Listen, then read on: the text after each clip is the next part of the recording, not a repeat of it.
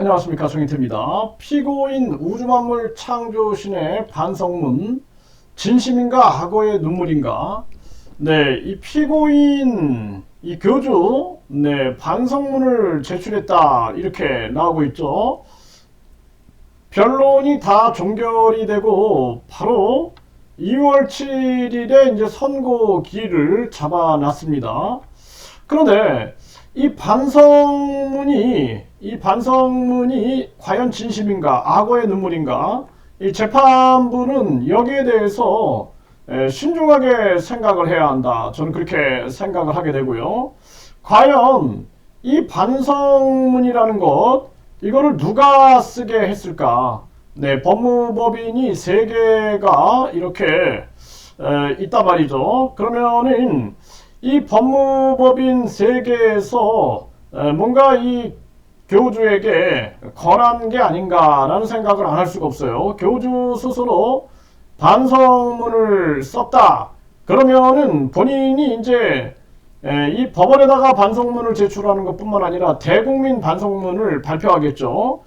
그래서 이게 뭔가 이 법무법인의 전략이 아닐까라는 생각을 안 할 수가 없습니다. 그리고 재판부가 이 반성문에 대해서 이걸 진심으로 생각해서는 안 된다라는 거죠. 네, 저는 개인적으로 악어의 눈물 같은 의미가 있지 않느냐 이렇게 밖에 볼 수가 없어요. 왜냐하면 썩지 않는 우유 문제로 인해서 가늠 환자가 이 썩지 않는 우유를 마셨다 해서 많은 사람들이 펑펑 울었습니다. 그런데 그 상황에서도 반성문 하나 제출하지 않고 사과문 하나 내놓지 않고 도리어 이 썩지 않는 우유를 더 강하게 홍보하고 자기 이름이나 자기 얼굴을 가지고 또 상표권을 등록하고 또 썩지 않는 우유를 가지고 상표권을 등록을 하면서 더더욱 강하게 이 전진해 나가고 있는 교주의 모습을 보면서 과연 이 자가 반성할 수 있는 자인가 이런 생각을 안 할 수가 없습니다. 그리고 2월 7일이면은 설날 전인데요. 그럼 판사들의 인사 이동이라든지 또는 어떤 판사들은 판사복을 이렇게 벗고 나오는 사람들도 있죠. 네, 그렇기 때문에 2월 7일로 급하게 잡혀진 부분에 대해서 이것이 이제 변론이 종결되고 긍정적으로 작용을 하길 바라는 마음입니다. 그렇지 않고 이것이 이 부정적으로 어떤 상황이 있었다 그러면은 이 또한 굉장히 큰 이 비극이 아닐 수가 없다. 저는 그렇게 생각을 하게 되고요.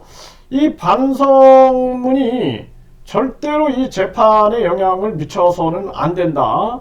저는 그렇게 생각을 합니다. 많은 사람들이 이거 지금 우려하고 있거든요. 이 반성문 제출이 어떻게 보면은 많은 사람들에게 웃음거리가 된 거죠. 네, 우주만물 창조신이 반성문을 제출한 게 웃음거리가 되는데 이게 우주만물 창조신의 이 악어의 눈물이다. 네, 이렇게 되고 이것이 법무법인과 또 재판부가 이 부분이 이상하게 돌아간다 그러면은 이 부분은 상당히 큰 비극이 아닐 수가 없다. 저는 그렇게 또 생각을 하게 됩니다. 그래서 많은 사람들이 우려의 얘기를 하고 있어요. 이 반성문에 대해서 그냥 웃고 넘어갈 문제가 아니다.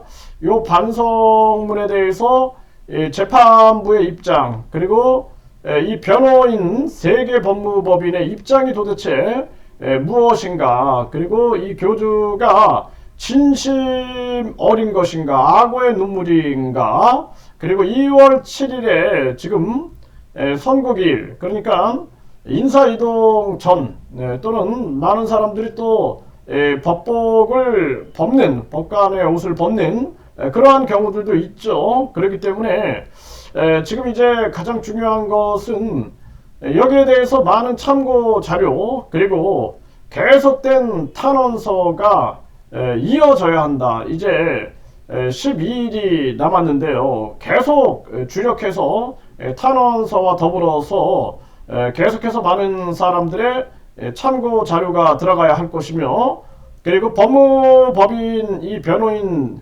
세계 같은 경우에도 진정 어린 반성이 될 수 있게끔 해야 한다라는 것입니다. 그리고 이 재판부도 마찬가지로 이 문제, 이 반성문이 뭔가 작용이 돼서는 안 된다. 저는 그렇게 생각을 하게 되고, 검사도 마찬가지겠죠. 네, 검사도 이 반성문에 대해서 그동안 이 교주가 해온 것으로 보아 이 반성문에 진정성이 있느냐라는 거에 대해서 분명하게 지적을 해야 한다. 저는 그렇게 보고 있고요. 많은 국민들이 계속해서 탄원서와 참고자료, 진정서 계속 넣어서 재판부가 끝까지 엄정한 판결을 내릴 수 있게끔 하는 것이 굉장히 중요한 사안이다. 저는 그렇게 말씀을 드립니다.